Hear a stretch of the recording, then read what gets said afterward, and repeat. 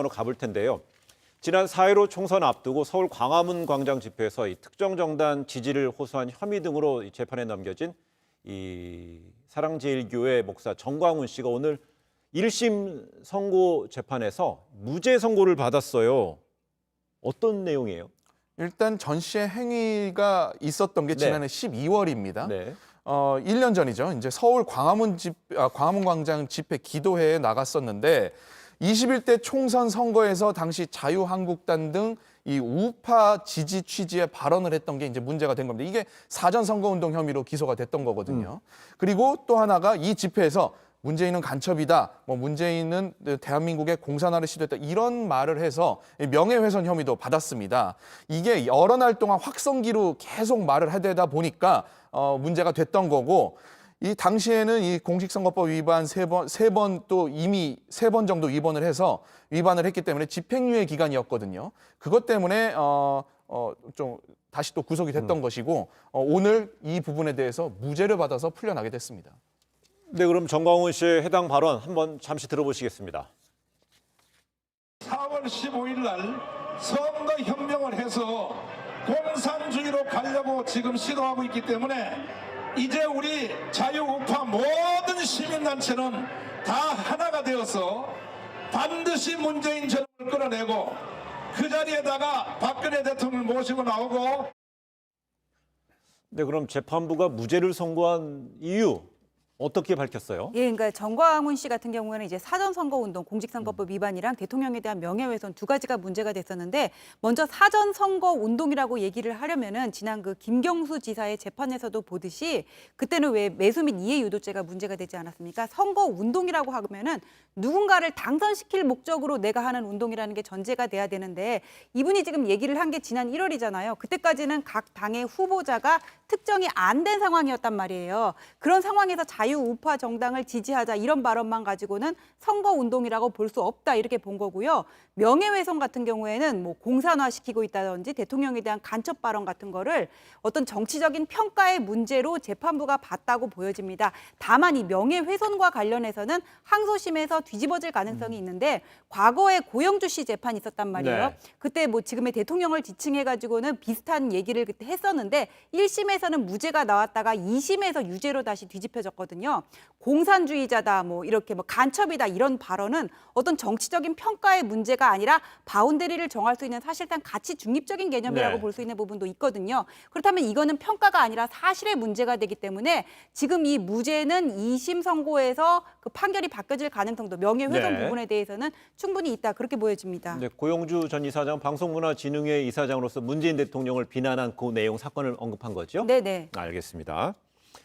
네, 정광훈 씨는 오늘 선고 직후 기뻐하면서 법원 빠져나오는 모습도 포착이 됐습니다. 그 영상도 한번 잠시 보시겠습니다.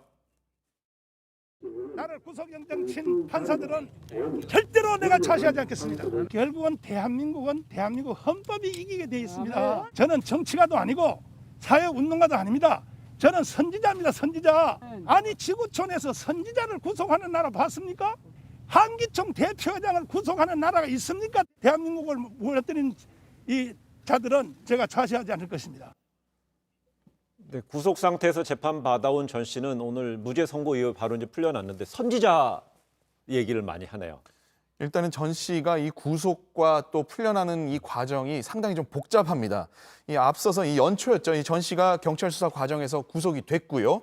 그 다음에 지난 4월 20일입니다. 이 보석으로 풀려났었습니다.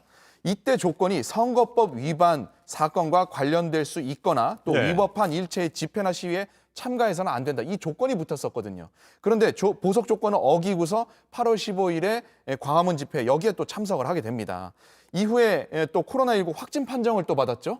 그렇기 때문에 또 치료를 받으러 또 병원에 입원을 했었다가 치료가 다 끝난 다음에 재판부는 보석을 또 취소를 해버렸습니다. 네. 그렇기 때문에 9월 7일 날 재수감을 했었고 오늘 다시 석방이 된 겁니다. 그런데 오늘 전 씨 변호인이 이 판결에 대해서 이렇게 얘기를 합니다. 이 정치적인 비판에 대한 표현의 자유 그리고 또 정치적인 자유를 명확히 했다라는 의미가 있다. 이 재판부가 이렇게 했다라는 거에 대해서 평가를 한 거죠. 예. 사실 좀 이 선지자라는 이야기는 좀 자기 도치적인 발언인 것 같고 이 변호인 측은 좀 이런 식으로 이제 해석을 했습니다. 변호인이 해석한 내용 핵심적으로 한 문장만 다시 한 번만 들려주세요. 다시 말해서 이 정치적인 비판에 대한 표현의 자유 이거를 인정해 준 것이다라고 해석을 한 겁니다. 전전 변호사.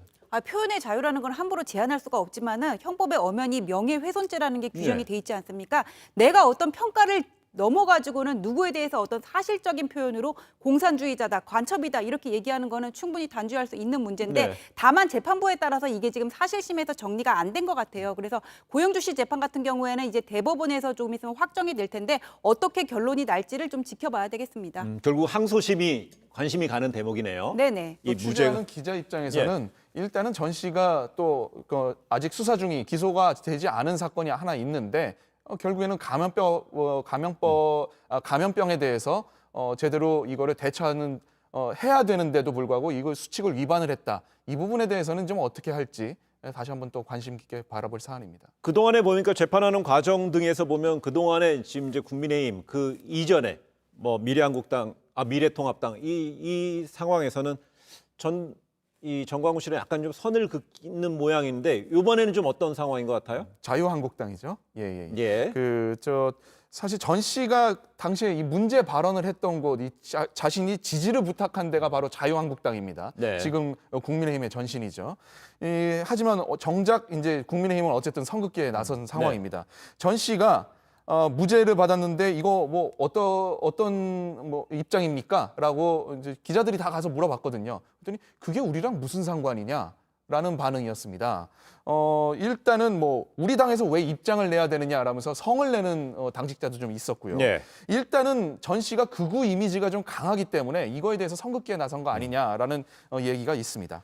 정광훈 씨 이 사건과 별개로 감염병 예방법 관련해서도 지금 그 수사를 받고 있는데요. 결국 뭐 좀 저는 이제 계속 시사 프로그램을 하면서도 정광훈 목사가 뭐 들어갔다 나왔다 뭐 기자들 앞에 석방됐다 이런 게 너무 많아서 이 부분도 지금 코로나 상황에서는 대단히 그 주목되잖아요. 감염병 예방법과 관련해서는 아직 기소는 안 됐고 네. 경찰이 지난 11월 달에 기소 의견으로 검찰에 송치한 상황이고요. 저 정광훈 씨가 들어갔다 나왔다 이거는 뭐냐면은 처음에 지금 오늘 무죄가 난 그 혐의로 구속이 됐었어요. 그러다가 이제 고령이고 뭐 지병이 있고 이러다 보니까는 네. 보석으로 석방이 됐다가 나중에 그 보석 조건을 어기고 그 광화문 집회에 참석하면서 보석이 취소되고 다시 구속이 됐는데 그 코로나 확진 판정을 받으면서 다시 격리 치료를 받고 나중에 다시 구속이 됐다가 오늘 무죄를 선고받으면서 석방이 되었고요. 네. 감염병 예방법과 관련해서는 저분이 그 역학조사를 어떻게 방해를 했는지 그다음에 광화문 집회 본인이 자가격리를 위반하고 참석한 거는 맞지만 교인들의 참석을 어떻게 독려를 했는지 그 부분에 대한 좀 사실관계가 필요하고 같이 송치된 사람들이 교회 관계자들까지 해서 다 7명이거든요. 네. 여기에 관해서 명백히 이렇게 각 그 책임 소재를 파악하느라고 지금 검찰 조사가 늦어지고 있는 것으로 보이는데 이 부분도 조만간 기소되는 것으로 뭐 결정이 나겠죠. 또 이런 거 하면 또 서울시에서는 정광훈 씨와 사랑제일교회 상대로 해서 46억 원 규모의 이제 손해배상 소송을 또 제기한 상태이기 때문에 여기에 대해서 또 법원의 또 판단 좀 지켜봐야 될 것 같습니다.